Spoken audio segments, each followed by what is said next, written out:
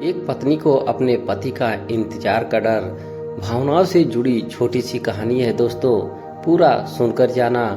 ठक ठक ठक ठक की आवाज के साथ दरवाजे पर दस्तक हो रही थी। अनुराधा का मन अंदर तक सिहर उठा। उसकी धड़कनें मानो दौड़ती ट्रेन की रफ्तार से धड़कने लगी। राजीव के बिना उसे घर बहुत सूना लग रहा था।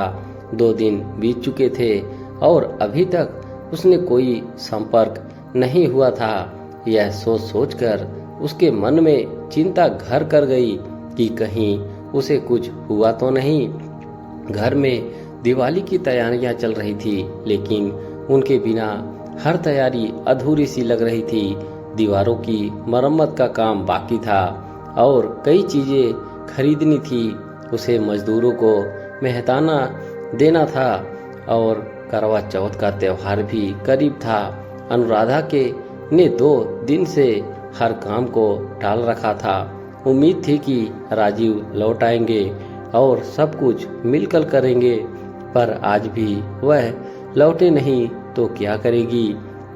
सुबह पूजा के समय एक अजीब घटना घटी थी। उसके हाथ से सिंदूर का डिब्बा गिर गया था और लाल सिंदूर का पावन चूड़ पूरी तरह से जमीन पर बिखर गया था। उसने तुरंत अपने आंचल में उसे समेट लिया, लेकिन उसके मन में कई तरह के बुरे ख्याल आने लगे। वह सोचने लगी कि कहीं यह कोई अशुभ संकेत तो नहीं। अनुराधा ने अपनी बेचैनी को कम करने के लिए भगवान से अपने पति की सलामती की प्रार्थना करती शुरू कर दी। हर साल करवा चौथ पर राजीव उसे नई साड़ी और गहने लाकर देते थे, पर इस बार अगर नई साड़ी नहीं भी मिली तो वह अपने शादी का जोड़ा पहन लेगी। लेकिन राजीव के बिना हर चीज अधूरी सी लगेगी। खर्चों की लंबी सूची थी और सब राजीव के सहारे ही था। सुबह जब राजीव घर से निकले थे तो उनके लहजे में हमेशा की तरह स्नेह और भरोसा झलक रहा था। जाते वक्त उन्होंने अनुराधा को गले से लगाते हुए मुस्कुराकर कहा था, शाम को डिनर के लिए बाहर चलेंगे और फिर शॉपिंग भी कर लेंगे। जो भी सामान चाहिए तुम ले लेना।